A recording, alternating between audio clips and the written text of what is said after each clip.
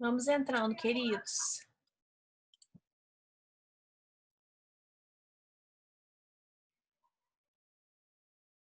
Para a gente continuar. Tá faltando gente aí.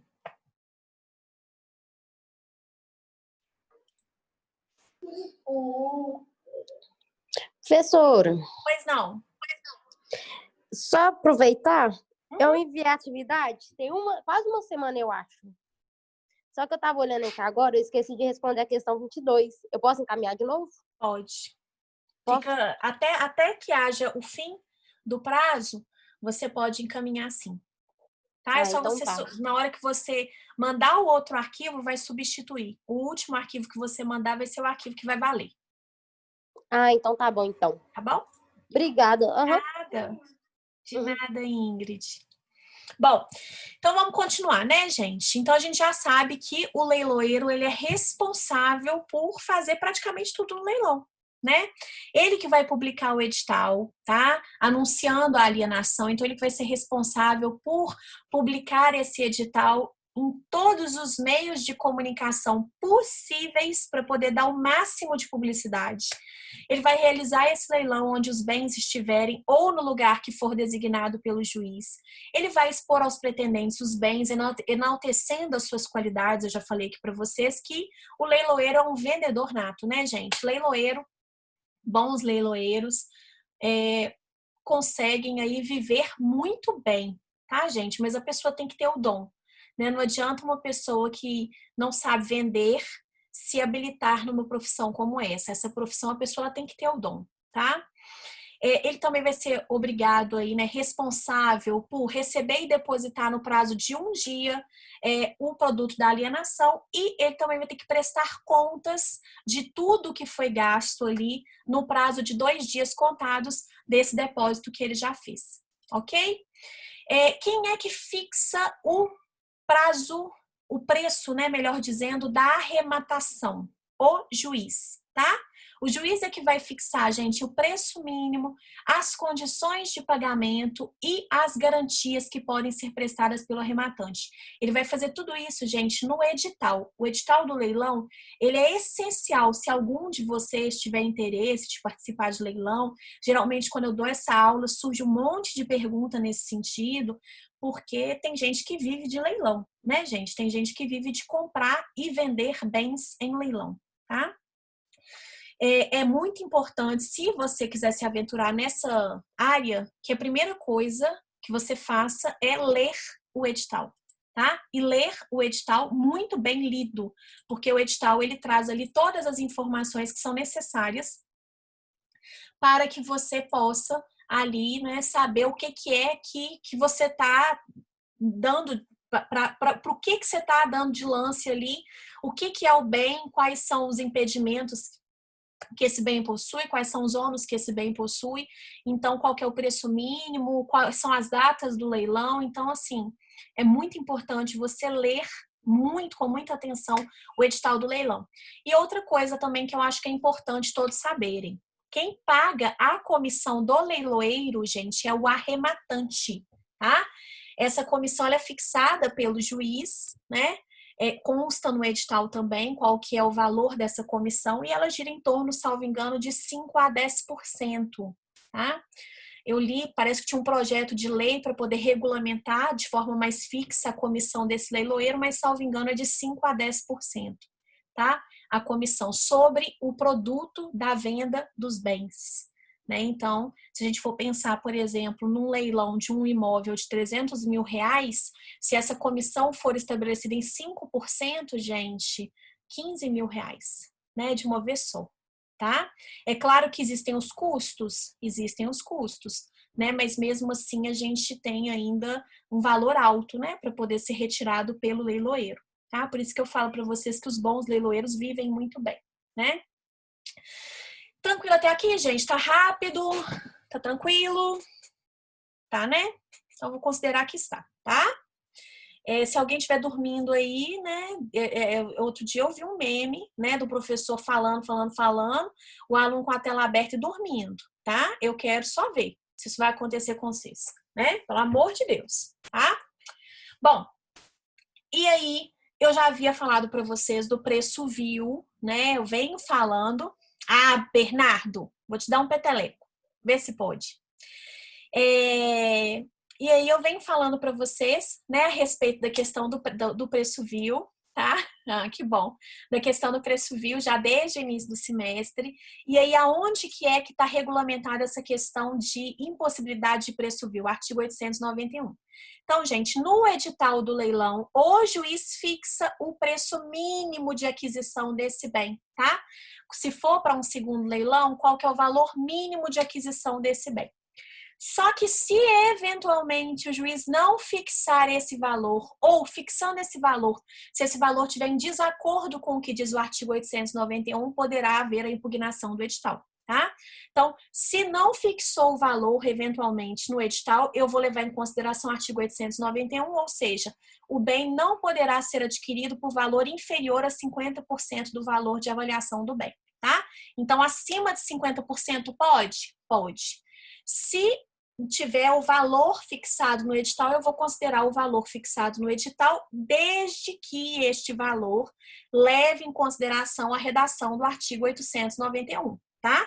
Então, o juiz, ao fixar esse valor mínimo de aquisição do bem em leilão, ele tem que levar em consideração o artigo 891 e fixar, então, esse valor mínimo acima de 50% do valor de avaliação do bem. Se, eventualmente, o edital, gente, prever que o valor é abaixo de 50%, fatalmente o executado vai impugnar o edital desse leilão, tá? Por quê? Porque ele vai ter como embasamento o artigo 891 do CPC. Beleza? E como é que é esse edital, professora? Que você está falando tanto dele, que é de competência do juiz, mas que o leiloeiro é que vai ficar por conta de fazer a publicidade dele, né? Quais são os requisitos desse leilão, desse edital, tá? Os requisitos desse edital de leilão, gente, eles estão listados lá no artigo 876 do CPC. Basicamente, tem que ter a descrição o mais completa possível do bem penhorado, o valor de avaliação do bem e também, né, o preço mínimo de aquisição desse bem num segundo leilão, tá? O lugar onde os bens estão localizados, o site na rede mundial de computadores em que esse leilão vai ser realizado, se for realizado eletronicamente, ou o local em que ele será realizado, se for realizado presencialmente, a indicação de dia, horário e o local do segundo leilão. Então, o edital, gente, ele já prevê a realização do primeiro leilão e do segundo leilão, tá?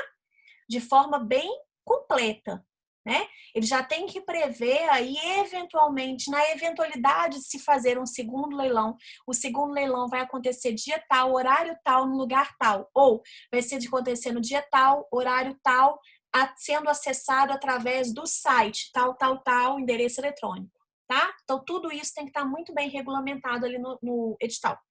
E, muito importante, né?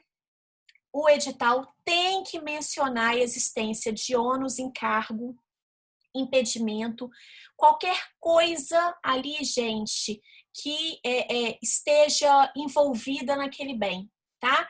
Qualquer coisa que seja relevante para que o adquirente saiba o que ele está adquirindo em leilão. Nisso vale eu ilustrar, né, essa situação com um caso real. Um tempo atrás, eu estava vendo um edital de um leilão naquele site Mega Leilões, né? É um site até bacana para vocês verem na prática como é que funciona. E aí tinha um apartamento, área privativa, lá sendo ofertada e um valor até muito bom, né? E aí o que acontece? Essa área privativa, ela era uma área privativa de 3 quartos, tinha uma área bem grande, só que tinha uma informação lá no edital muito importante, que tinha débito de IPTU, que tinha débito de condomínio e a pior de todas, que o imóvel, a área privativa, havia sido construída sem autorização da prefeitura, sem aprovação do projeto junto à prefeitura. E, portanto, a regularização desse projeto seria de encargo do adquirente do bem. Fria, gente, né? É fria, tá? Qual que é a garantia que você tem de que você vai conseguir regularizar aquela construção que foi realizada sem um projeto ter sido aprovado pela prefeitura? Qual que é a garantia que você tem que você vai conseguir regularizar isso para você manter o habite do imóvel? Nenhuma, né? Então, isso aí é fria. Tem que estar no edital? Tem que estar no edital, gente. Se não tiver, se tiver qualquer problema relativo ao imóvel e isso não constar no edital, essa alienação é passível de nulidade. A gente vai estudar isso um pouquinho mais adiante, tá? O adquirente ele pode aí reivindicar a nulidade desse leilão relativa à ausência dessa informação no edital, tá? Então tem que ficar bastante atento com relação a isso, né?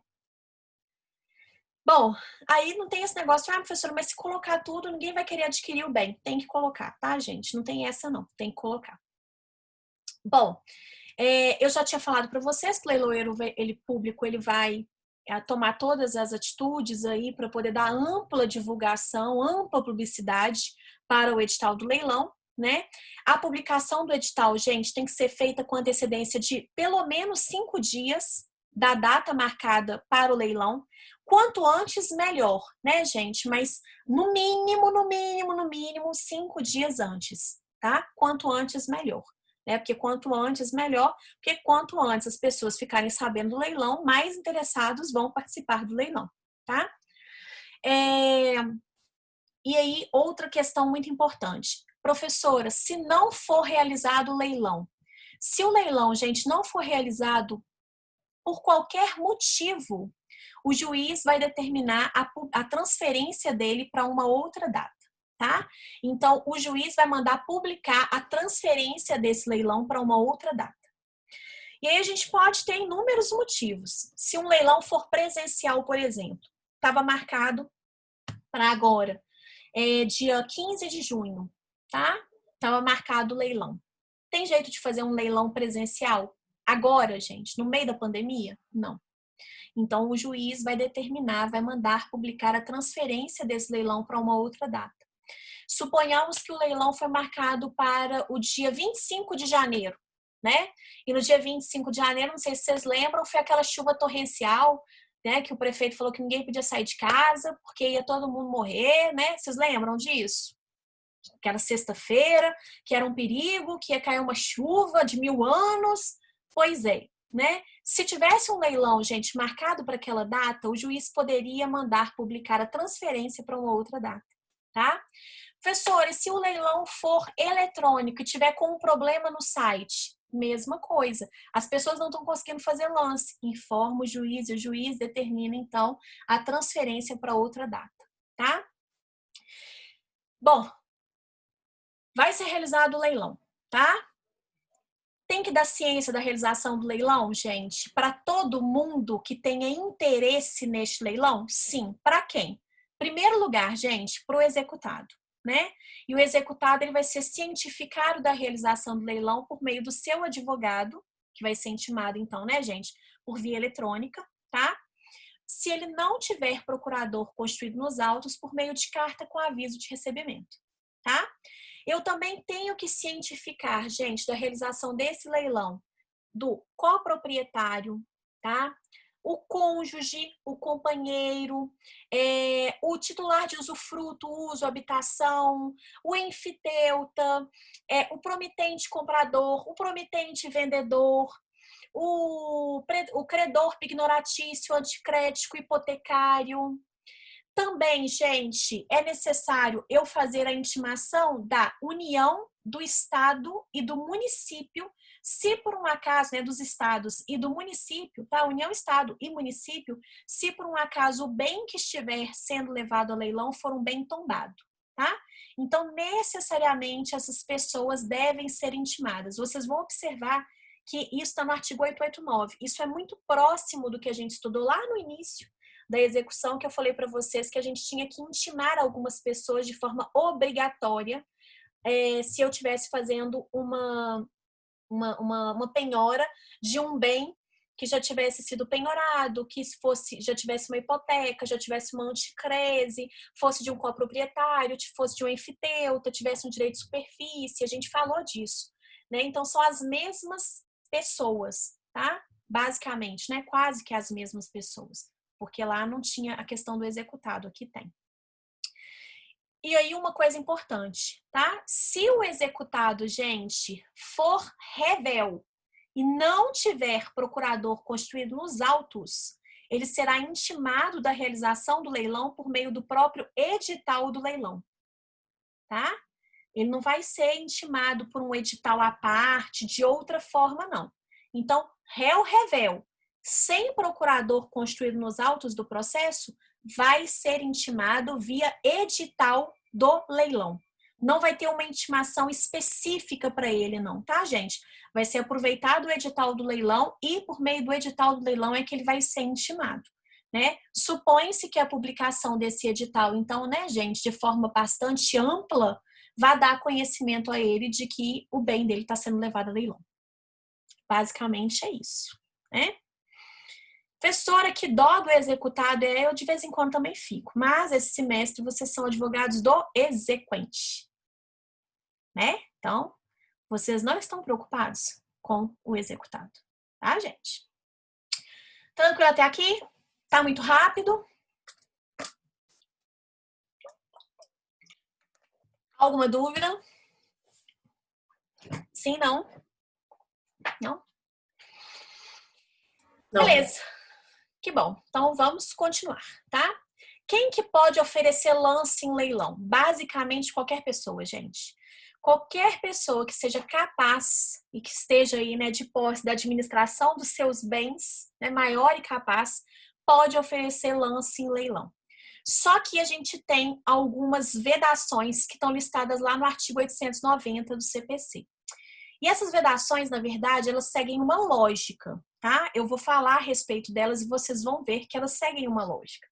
Então, gente, o tutor, né? Os tutores, os curadores, os testamenteiros, os administradores, os mandatários, com relação aos bens em que eles administram, eles não podem dar lance em cima desses bens se esses bens forem a um leilão.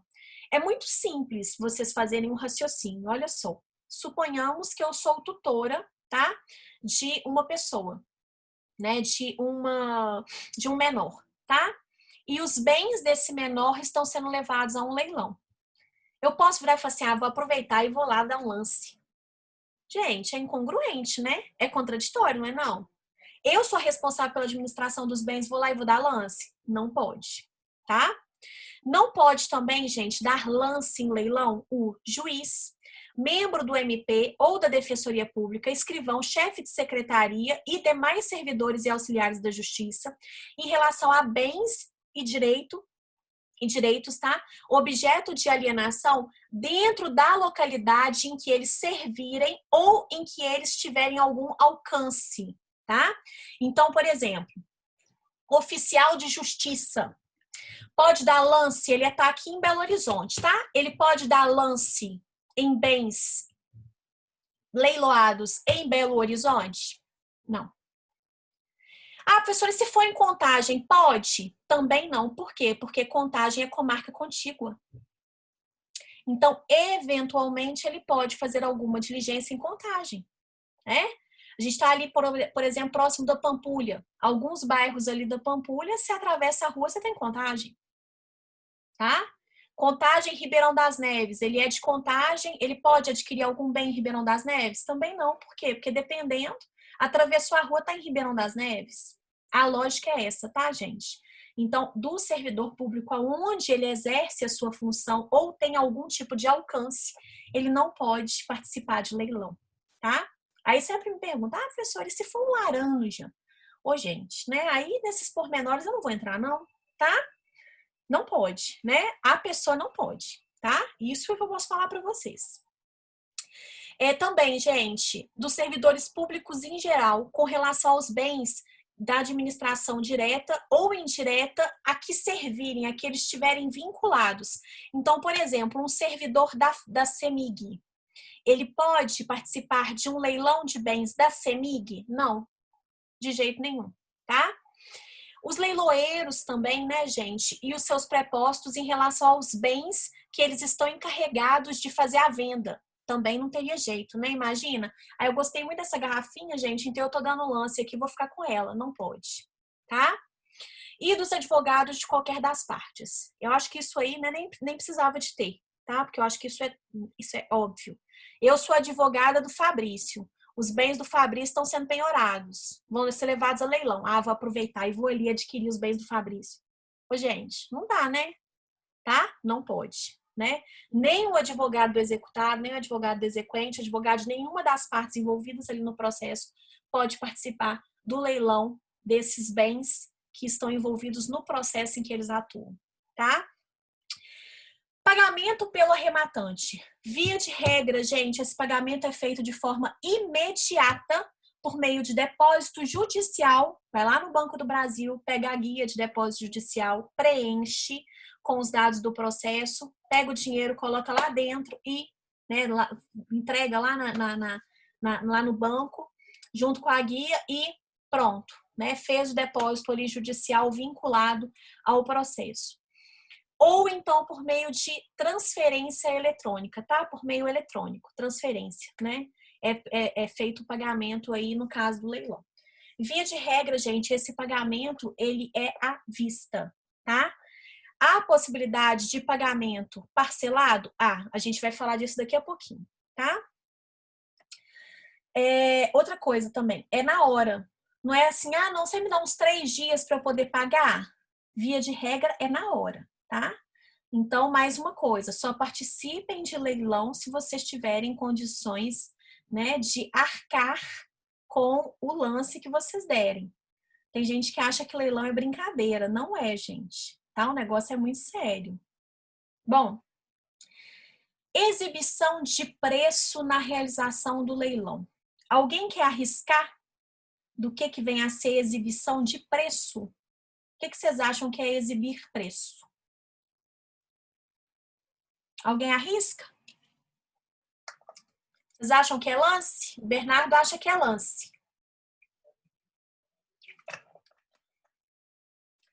Deixa eu contextualizar um pouquinho aqui, tá? O exequente, gente, ele pode participar do leilão dos bens do executado. Pode, professora? Pode. Ele está na lista de vedação ali, do artigo 890? Não. Então, ele pode participar, tá? Ué, professora, mas qual que é a lógica do exequente participar do leilão, se ele não quis adjudicar o bem? Pensa comigo, gente. A adjudicação do bem, ela é feita pelo valor de avaliação, não é? Beleza. Tá? Do bem. Às vezes, para mim, não é interessante adquirir aquele bem, ficar com aquele bem pelo valor de avaliação. E sim, esperar eventualmente que haja um segundo leilão para poder adquirir esse bem com um valor mais baixo. Pode ser essa a ideia do exequente, tá? Então, ele pode participar do leilão, né? Geralmente, o exequente não vai participar do primeiro leilão. Ele vai ter interesse no segundo, claro, tá? Que o valor ali vai ser um valor inferior ao valor de avaliação do bem. Então, suponhamos que ele participe ali do segundo leilão e ele arremate o bem. O que está descrito aqui, gente, no artigo 892, é que ele não é obrigado a exibir o preço. E aí eu queria saber de vocês, o que vocês acham que é essa exibição de preço? O Bernardo acha que é lance, tá? Que é dar lance. Alguém aqui quer arriscar? O que vocês acham que é exibir preço?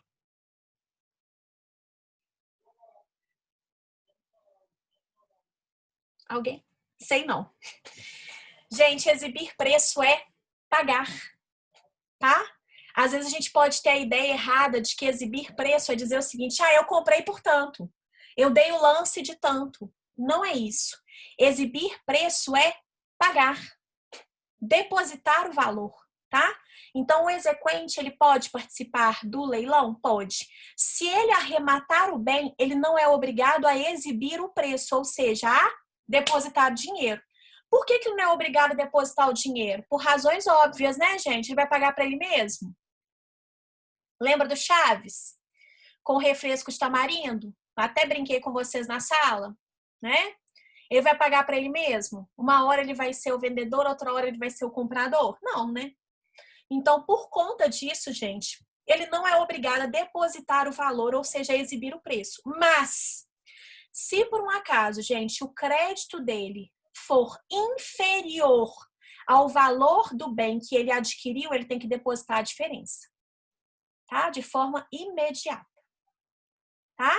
Então, ele pode participar do leilão? Pode. Se ele vier a adquirir esse bem e o crédito dele for inferior ao valor do bem, mesmo lá no segundo leilão, enfim, tá? Ele vai ser responsável por depositar a diferença, ok? Só nesse caso, né, que ele vai ter que ser responsável por depositar a diferença, tá? Bom, outra coisa, deixa eu ver aqui. Tá. E aí, gente, ele vai fazer isso, né? Ele vai fazer esse depósito em até 3 dias, tá? A gente coloca que é de forma imediata, levando em consideração esse prazo, né? O quanto antes, melhor. Por quê? Porque se eventualmente, gente, ele perder esse prazo, vai ser realizado um novo leilão às custas dele. Ele que vai ficar responsável pelo pagamento do segundo leilão, tá? Então, ele tem até 3 dias para poder fazer o depósito aí dessa diferença, mas o quanto antes, melhor, né? Isso aí é fato. E desde que também, né, acho que isso também é importante a gente destacar, desde que também o exequente seja o único credor, tá? Se por um acaso, gente, houver outros credores, o exequente vai ser obrigado a exibir o preço, ou seja, a depositar o dinheiro? Sim. Por quê? Vou deixar vocês responderem.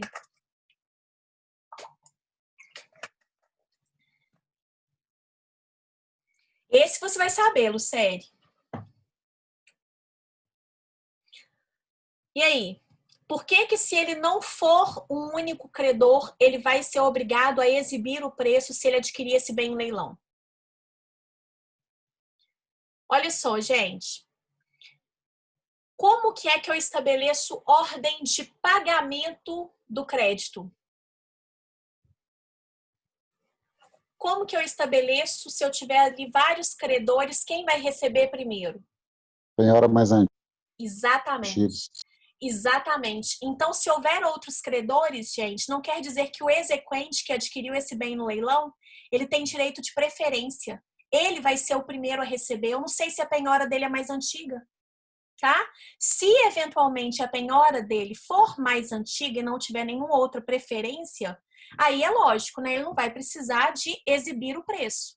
Mas se houver outros credores, né, e eu não tiver a certeza relativa à preferência dele em detrimento desses outros credores, em relação a esses outros credores, gente, ele vai ter que exibir o preço, vai ter que depositar o dinheiro, vai. Tá? Vai ter que depositar o dinheiro. É bem lógico, né? Acho que é bem lógico, tá? Se por um acaso tiver mais de uma pessoa interessada em adquirir esse bem, gente, vai ser feita como se fosse uma licitação entre as pessoas, ou seja, vai ser verificada qual que é o lance mais vantajoso, tá? E muito importante, se por um acaso, gente, eu estiver falando de um leilão de um bem tombado pelo patrimônio, né? Um bem tombado, haverá preferência nessa ordem que eu falar agora, relativa à União, estados e municípios na aquisição desse bem em igualdade de condições com outros arrematantes, tá? Então, eles vão ter aí igualdade de condições, mas nessa ordem aí, gente, eles têm preferência em adquirir o bem. Então, primeiro a União tem preferência, em segundo lugar, o Estado tem preferência na aquisição daquele bem e, em último lugar, o município, ele tem preferência em adquirir aquele bem, em igualdade de condições. Tipo, vamos supor que tem uma casa tombada aqui, tá? No bairro Sagrada Família, e essa casa foi levada a leilão. O que acontece? Eu tenho que fazer a intimação da União dos Estados, né, do Estado, melhor dizendo, da União do Estado e do município, para que eles, querendo, exerçam seu direito de preferência em relação à aquisição, participem do leilão e, querendo, exerçam seu direito de preferência em relação à aquisição desse bem. União não tem interesse, já se manifestou no processo, Estado também não tem interesse, já se manifestou, e aí então a gente tem o município de Belo Horizonte. O município de Belo Horizonte tem interesse e a Ingrid também tem interesse. E aí, em igualdade de condições, mesmo nível de proposta, a prefeitura ela vai ter aí a possibilidade de arrematar esse bem, tá? Preferencialmente. Agora, se a oferta da prefeitura for pior do que a oferta da Ingrid, a Ingrid arremata o bem, tá? A preferência, ela acaba aí, tá? É igualdade de condições. Quase acabando, né, gente? Vamos lá, tá? Preferência na arrematação. Isso aqui é o seguinte, gente. Se eu tiver vários bens, tá? Em conjunto, né? Vários bens ali que foram penhorados, vai ter preferência na aquisição desses bens aquela pessoa que oferecer o lance para os produtos todos aqueles bens em conjunto. Vou dar um exemplo para poder explicar melhor como que isso funciona. Suponhamos que um lote, né, um conjunto, tá, uma coleção de quadros do pintor Picasso foram penhoradas e essa coleção ela era da Ana Clara, tá? Ana Clara, ela está sendo executada e aí ela teve essa coleção de quadros do Picasso penhorada. E essa coleção foi levada a leilão. Aí a Lucélia está super interessada em adquirir esses bens. Como que é que a Lucélia vai ter preferência em relação aos demais lançadores? Se a Lucélia adquirir todos os quadros. Se ela quiser adquirir todos os quadros, ela tem preferência em relação aos demais lançadores. Mas aí tem que ser observado o seguinte: ela vai ter que oferecer para aqueles quadros em que não teve ninguém interessado, o valor mínimo que ela vai ter que oferecer para adquirir aquele quadro é o valor de avaliação. E em relação aos demais que tiveram lances, ela vai ter que pegar e oferecer também o valor relativo ao valor do lance que foi oferecido por aquele arrematante. Então, suponhamos que a Ingrid tem interesse em arrematar um dos quadros, tá? São 5 quadros. 2 quadros não tiveram nenhum interesse, então a Lucélia ela vai poder adquirir esses 2 quadros pelo valor de avaliação, só que 3 quadros tiveram interessados, e um desses interessados é a Ingrid, tá? Ela ofereceu para um dos quadros o valor de 2 vezes o valor da avaliação. A Lucélia, para que ela possa, né, no caso, ter direito a arrematar todos esses quadros, ela vai ter que dar o lance dela igual ao lance que foi feito de forma individual naquele bem. Então, em relação a esse quadro específico que a Ingrid tinha interesse, ela vai ter que dar o mesmo lance, o valor do mesmo lance que a Ingrid deu. Deu para entender, gente? E aí, nesse caso, ela vai ter a preferência de arrematar todos os bens em conjunto, tá bom? Mas tem que ser respeitada essa questão do valor, tá? Não teve lance, valor de avaliação. Teve lance, o mesmo valor do lance que foi ali oferecido, tá? Bom, vamos seguir. Imóvel, gente. Se o imóvel admitir cômoda divisão, tá? A requerimento do executado, né? O juiz ele pode ordenar alienação de parte apenas do imóvel, ok? Se por um acaso for suficiente para o pagamento da dívida, para o pagamento da execução. Só que se não tiver ninguém interessado em adquirir só parte e só tiver alguém interessado em adquirir o imóvel todo, a alienação vai acontecer em relação ao imóvel todo. Vou dar um exemplo para vocês, tá? Suponhamos que o Fabrício, ele está sendo executado e ele é dono de uma fazenda de 20 mil metros quadrados, tá? E aí, então, ele fez um requerimento ao juiz para que apenas 5 mil metros quadrados fossem levados a leilão. Ele fixou ali, ele falou assim, olha, 5 mil metros quadrados é o suficiente para poder pagar a dívida. E aí, então, eu queria, excelência, que ao invés dos 20 mil metros quadrados, apenas os 5 mil fossem levados a leilão. É possível, excelência? É possível. Então, vai ser feito o leilão aí dos 5 mil metros quadrados. Só que a Elza, ela tem interesse na fazenda. Ela falou assim, não, para mim os 5 mil metros quadrados não é interessante. Eu quero a propriedade de 20 mil metros quadrados. E ela oferece o lance da propriedade inteira. Ela poderá adquirir a propriedade inteira? Sim. Se ninguém, gente, tiver interessado, não tiver outra pessoa interessada em adquirir apenas aquela parte, aqueles 5 mil metros quadrados, e tiver alguém interessado em adquirir a propriedade inteira, a propriedade inteira será alienada.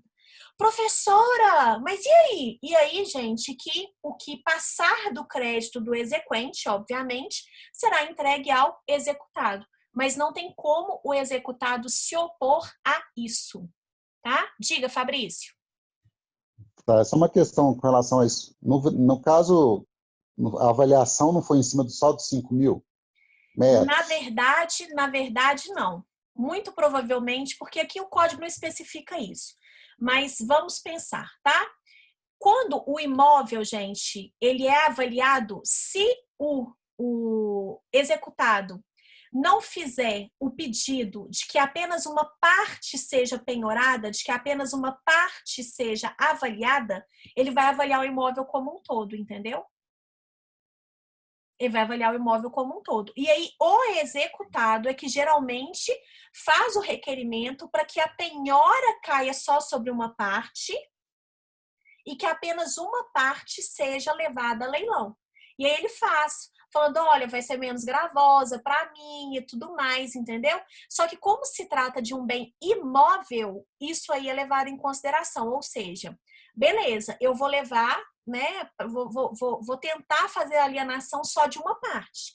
Mas saiba, executado, que se não tiver ninguém interessado em alienar sua parte, mas sim a totalidade será alienada. Nesse caso, a questão da menor gravosidade, gente, não vai ser tão levada tão em consideração assim. Entendeu, Fabrício? Não entendi. O oficial de justiça, quando ele chega lá no imóvel, gente, ele faz a avaliação de tudo. Geralmente, o executado é que faz o requerimento, inclusive demonstra, até falei para vocês isso acho que ontem, na questão da avaliação. Ele faz um memorial descritivo demonstrando para, né, o juiz que é possível fazer a penhora e a avaliação apenas de uma parte do bem, entende? Mas tratando-se de imóvel, a primeira avaliação que foi feita foi da totalidade.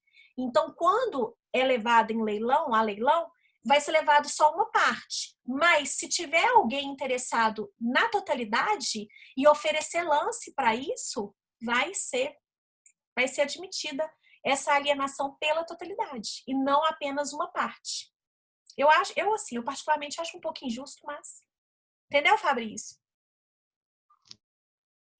Não entendi. E tem que constar no edital, né? Na verdade, não necessariamente assim. Tem que constar no edital, né? Obviamente, tem que constar no edital tudo isso.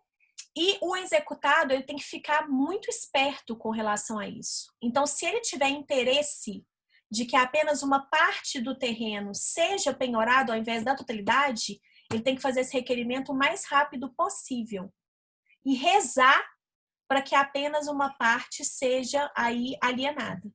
Porque se a totalidade for, né, se houver lance para a totalidade, o juiz vai deferir a venda de todo o imóvel e não de apenas parte dele. Tá? Belezinha? Beleza. Então, ótimo.